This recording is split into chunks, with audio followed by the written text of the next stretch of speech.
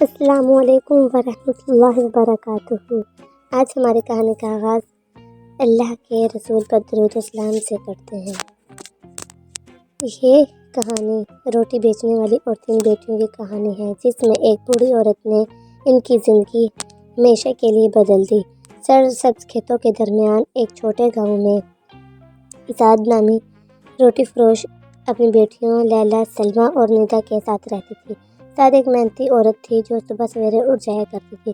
سورج کے نکلنے سے پہلے وہ تھکے ہاتھوں سے روٹیاں پکاتی۔ حالانکہ پیسے کم تھے، سعد کا خاندان اپنی سخاوت اور دوسروں کی مدد کرنے کے لیے مشہور تھا۔ ایک دن سعد اپنے گھر روٹی کے سامنے پر بیچ رہی تھی۔ ایک بوڑھی عورت پھٹے کپڑوں اور لکڑی کی لاٹھی کے ساتھ آئی اور غریب بھوکی لگ رہی تھی۔ کمزور آواز میں بولی، بیٹی کیا مجھے ایک روٹی دے سکتی ہو؟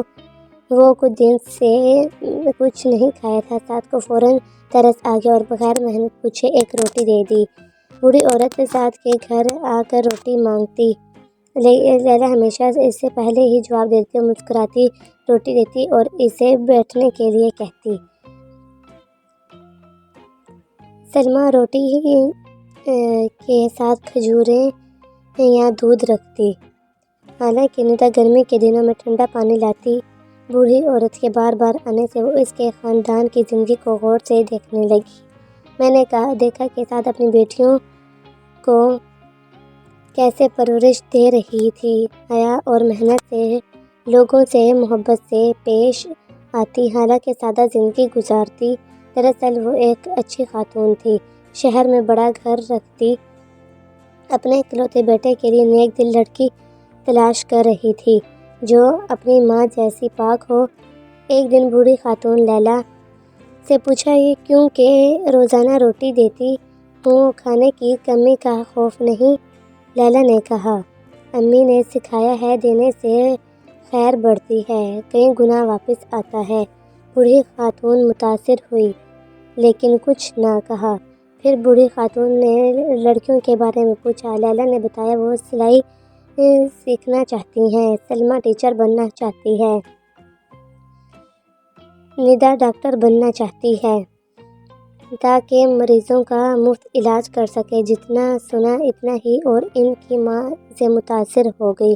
ایک دن بوڑھی خاتون نے دیکھا کہ گھر مرمت چاہتا ہے، بارش سے چھت ٹپک رہی ہے۔ بوڑھی خاتون نے سوچا کیسے مدد کی جائے، بغیر اپنی حقیقت بتائے اپنے گاؤں لوٹے اور بیٹے کو کچھ بتایا۔ اگلے دن بوڑھی خاتون واپس آئی، زیادہ سادے کپڑے پہنے، اور وہ بہت تھکی ہوئی تھی۔ لگ رہا تھا کہ سعد کے دروازے پر دستک دی۔ کانپتی آواز میں کہا، بیٹی آرام کی جگہ چاہیے، پاؤں اب ساتھ نہیں دے رہے۔ سعد نے اپنے چھوٹے گھر میں اسے لے کے آئے، کمرے میں واحد بستر پر جگہ دی، گرم سوپ کی پلیٹ پیش کی۔ جب بڑھیا کھا رہی تھی، دیکھا لڑکیاں تھکن کے بغیر کام کر رہی ہیں۔ لیلا گھر کی صفائی میں اور ماں کی مدد کر رہی ہے، سلمیٰ پرانے کپڑے سی رہی ہے استعمال کے لیے، ندا سادہ کتابوں کو ترتیب دے رہی تھی جن سے ان کو اندازہ ہو۔ بڑھیا نے سعد سے پوچھا، کم وسائل کے باوجود یہ گھر کیسے چلاتی ہو؟ جواب دیا، سعد نے مسکرا کر، تھوڑے میں برکت اور ہماری محبت سب کچھ آسان کر دیتی ہے۔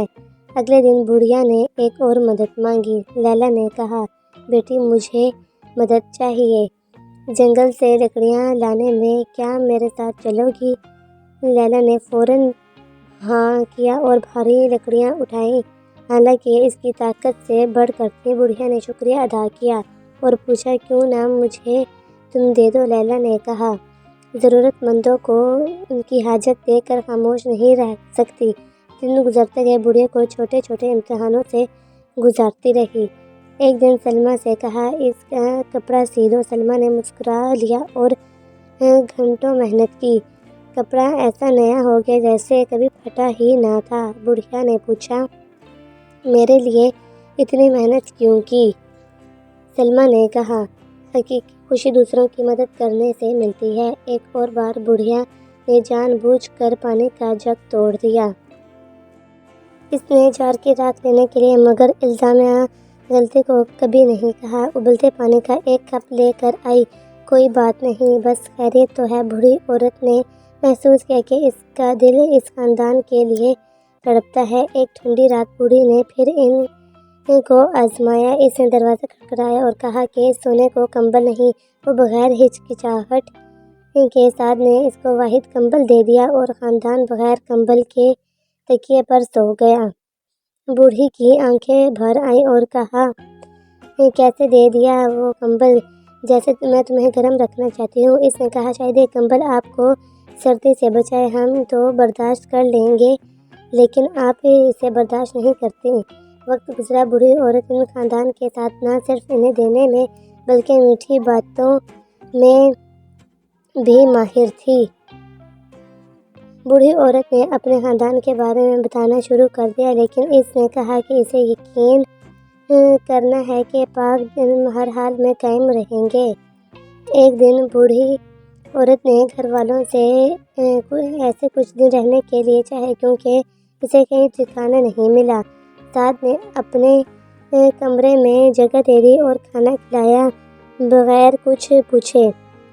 بوڑھی نے دیکھا کہ لڑکیاں بے شک اس سے دادی جیسا سلوک کرتی ہیں۔ وہ روزانہ چائے بناتی، سلمیٰ کہانیاں سناتی اور ندا اس کے ہاتھوں کی مالش کرتی اور عورت نے ان پر نظر رکھنے کا فیصلہ کیا، شناخت بتانے سے کافی پہلے، کیونکہ وہ یقین کرنا چاہتی تھی کہ اس کے بیٹے کا انتخاب بالکل ایسی لڑکی کے لیے ہے۔ بوڑھی عورت نے سعد کے خاندان کی نیکی کو پرکھا اور اگلا قدم رکھا۔ وہ اپنے گھر واپس آئی اور اپنے بیٹے، ایک نوجوان ہوشیار اور تعلیم یافتہ شخص کو اس خاندان کے بارے میں کچھ بتایا۔ اس نے کہا، بیٹا، اگر تم نیک دل اور ایماندار لڑکی چاہتے ہو تو خود دیکھو لیکن انہیں میری طرح آزمانا۔ اپنی اصل شخصیت کے ساتھ انہیں بالکل نہ دکھائی دینا جیسے تم ایک غریب نوجوان ہو اور تمہیں مدد کی ضرورت ہے تاکہ تمہیں ان کی پاکیزگی دکھائی دے۔ کریم نے پہلے ہچکچاہٹ کی لیکن پھر اپنی ماں کی بات کو مانا۔ اس نے پرانے سادہ کپڑے پہنے تاکہ وہ عام مزدور لگے۔ گاؤں کی طرف چل پڑا۔ سعد کے گھر پہنچا، دروازے کے سامنے کھڑا رہا، پھر ہلکے سے دستک دی۔ سعد نے گرم مسکراہٹ کے ساتھ دروازہ کھولا اور پوچھا، کیا بات ہے بیٹا؟ کریم نے کہا، میں اس گاؤں میں اجنبی ہوں، میں اپنی نوکری ڈھونڈ رہا ہوں، کچھ دن مجھے رہنے کے لیے ملیں گے، کیا آپ میری مدد کر سکتی ہیں؟ ایک روٹی دے سکتی ہیں؟ اس نے بغیر ہچکچاہٹ کے ساتھ کے گھر داخل ہو گئی اور آرام سے بیٹھ گئی۔ اس نے انہیں کھانے کے لیے کچھ دیا اور جلدی سے روٹی اور سوپ تیار کرنے لگی، جبکہ سلمیٰ نے اس کے ہاتھ دھلائے، گرم پانی لائی اور اس کے لیے شرمیلی سی مسکراہٹ دیکھی۔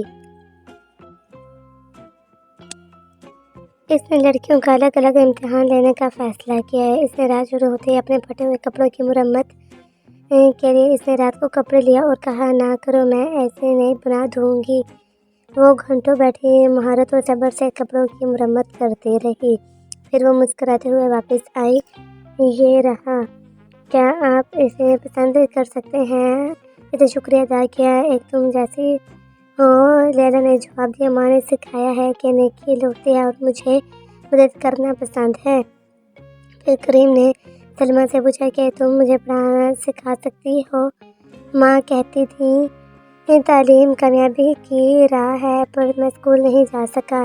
سلمیٰ نے جوش سے اتفاق کیا اور اسے حروف و الفاظ سکھائے، لیکن اس کا چھوٹا بھائی ہے۔ کریم نے، تم میرے لیے یہ کیوں کر سکتے ہو؟ میرے پاس دینے کو کچھ نہیں ہے۔ سلمیٰ نے کہا، علم نعمت ہے اور میں اپنا فرض ادا کر رہی ہوں۔ شام کو کریم نے ایک فیصلہ کیا، اس نے جان بوجھ کر پیالہ توڑا، پھر معذرت کی ارادہ نہیں تھا پر کال جلدی سے شیشہ صاف کرنے لگی اور کہتی ہے، فکر نہ کرو۔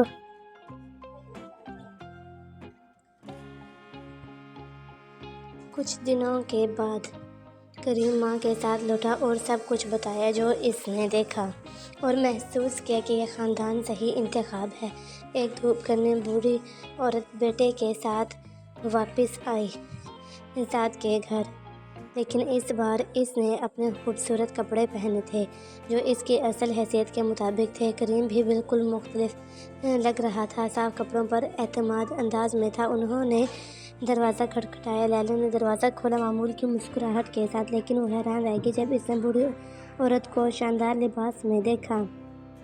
اس نے پوچھا، کیا میں وہی خاتون ہوں؟ اس نے کہا، ہاں، میرے پاس بیٹھو۔ بوڑھی عورت نے نرمی سے کہا، ہاں بیٹی، میں وہی ہوں، لیکن میں ایک غریب عورت نہیں تھی جیسا آپ نے سمجھا۔ میں ایک امیر خاندان کی خاتون ہوں۔ میں اپنے بیٹے کے لیے ایک نیک لڑکی کی تلاش کر رہی ہوں۔ اس نے سعد کی طرف دیکھ کر کہا، ہاں، یہاں بیٹھیے۔ لوگ کہتے ہیں آپ نے ثابت کیا کہ آپ غیر معمولی خاندان ہیں۔ سعد نے محسوس کیا حیرانی اور شرمندگی۔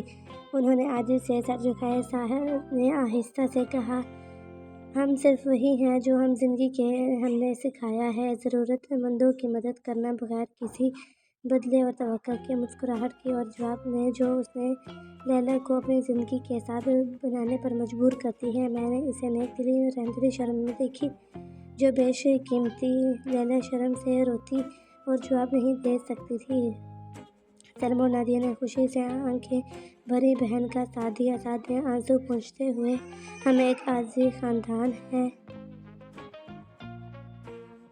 آپ کے لائق نہیں ہیں۔ بوڑھی عورت اس نے روکا، نہیں، دنیا کی سب سے چیز خالص دل ہے، یہ ہماری ضرورت سے کہیں زیادہ ہے۔ طویل جذباتی بات چیت کے بعد سعد نے کریم سے شادی پر رضامندی دی، لیکن ایک شرط رکھی کہ لیکن سارا اپنی جڑی بوٹیوں سے دور نہ کرے۔ بوڑھی عورت ہنسی اور کہا، فکر نہ کرو، سعدیہ نے لیلا کی خوبصورتی کھونا نہیں چاہتی تھی۔ میں چاہتی ہوں کہ وہ ہمارے جیسی ہو۔ منگنی کے دن پورے ہوئے، گاؤں میں جشن منانے کے لیے لوگ جمع ہو گئے۔ بوڑھی عورت نے تحفے خاندان دیے اور اس کے خاندان میں رہی، لیکن صرف لیلا کو ہی نہیں لے جانا چاہتی۔ میں تم سب کو چاہتی ہوں، اب تم میرا خاندان ہو، ہم ایک ہی گھرانے میں رہیں گے۔ ہمارا گھر بڑا ہے۔ شخص کے خاندان نئے گھر میں منتقل ہو گئے جہاں وہ محبت اور گرم جوشی کے ساتھ لیلا کے ساتھ رہنے لگی۔ اس کی بہنیں نے ان کی زندگی بدل دی اور عاجزی اور پیار سے پیش آتی رہیں۔ ایک دن ایسی جگہ بن گئی جو ہر ضرورت مند کے لیے کھلا رہے گا۔ یہ سب کی نیک دلی اور بوڑھی عورت کی وجہ سے ممکن ہوا، جس کی روح کبھی نہیں بدلی اور اس نے خاندان کو تشکیل دی۔ اگر آپ کو میری سٹوری پسند آئی ہے تو لائک کریں، سبسکرائب کریں اور اپنے فرینڈ کے ساتھ شیئر کریں۔ شکریہ۔